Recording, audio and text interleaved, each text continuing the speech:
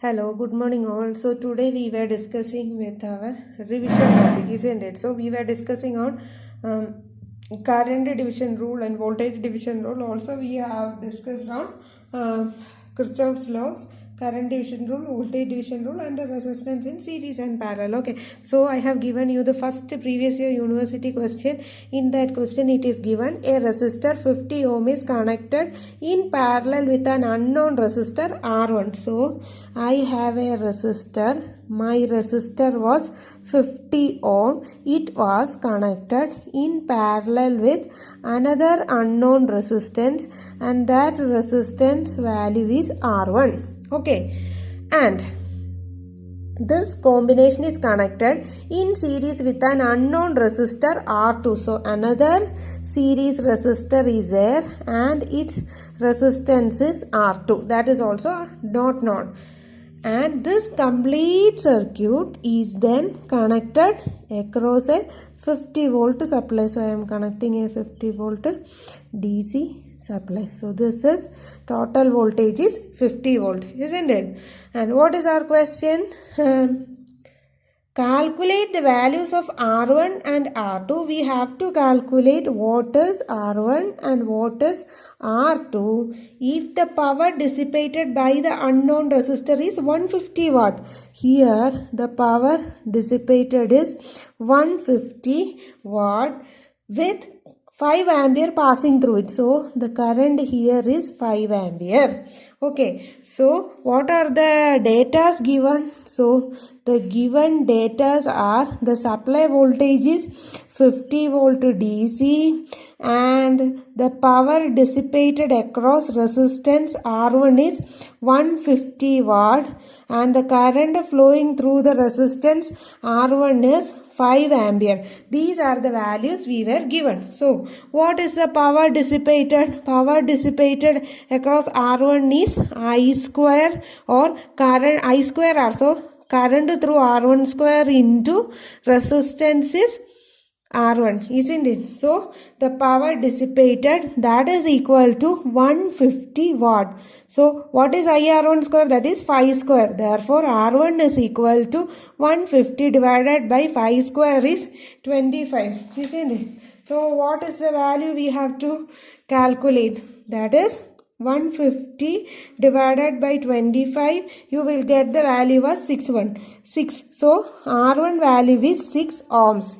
Okay, so R1 value is 6 ohms. Another thing we were given is current through R1 is 5 ampere. So I am writing current division rule. What is IR1? IR1 according to current division rule, if this is the total current, I total is the total current, then IR1 is equal to I total into opposite resistance, that is 50 divided by sum of the resistance, that is 50 plus 6. So what is the value?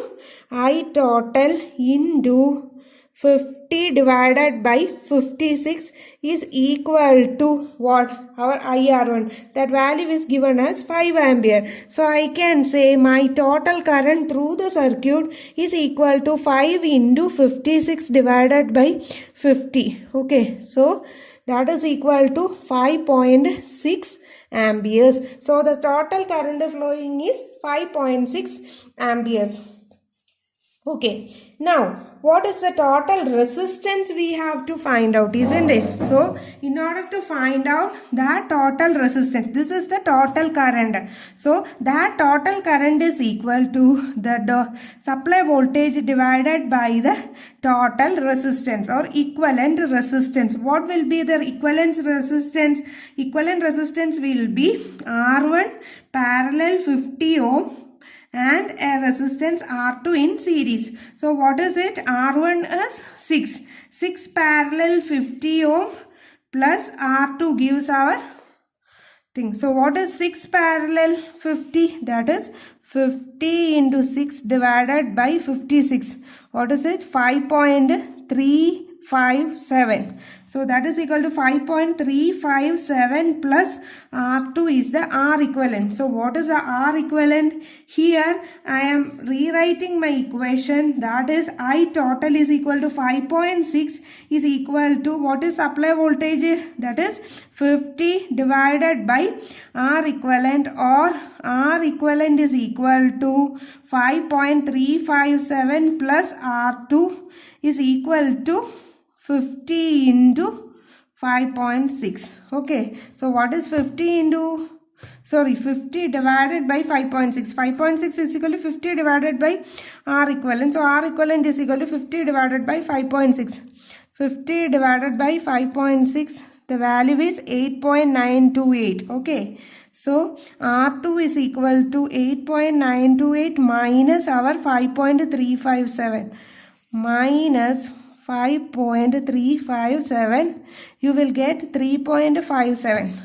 R2 value is 3.57 ohm. So we have to find out R1 and R2. So R1 value is 6 and R2 value is 3.57. Now we have to check whether what we have done is correct. Okay, so in order to check that, we know what is the potential across this, isn't it? Because these are parallel circuits, isn't it? These are parallel circuits, so the potential across this will be equal to this. So what is the current is 5 and resistance is R1 is 6, isn't it? So voltage across R1 will be equal to 6 into 5, that is 30. Okay, so if this is 30, this is 30, then voltage across R2 will be equal to 50 minus 30, that is 20. We have to check voltage across R2 is 20. So what is R2? 3.567. Voltage across R2 is 3.567 into what is the total current we have found out? That is 5.6. 5.6. So 3.567. Sorry, 3.57 into 5.6, that is 20, isn't it? So we got the remaining 20. So we can ensure that this R1 and R2 values we found out is correct. Okay, so this is how we should do for a university question. Okay, thank you.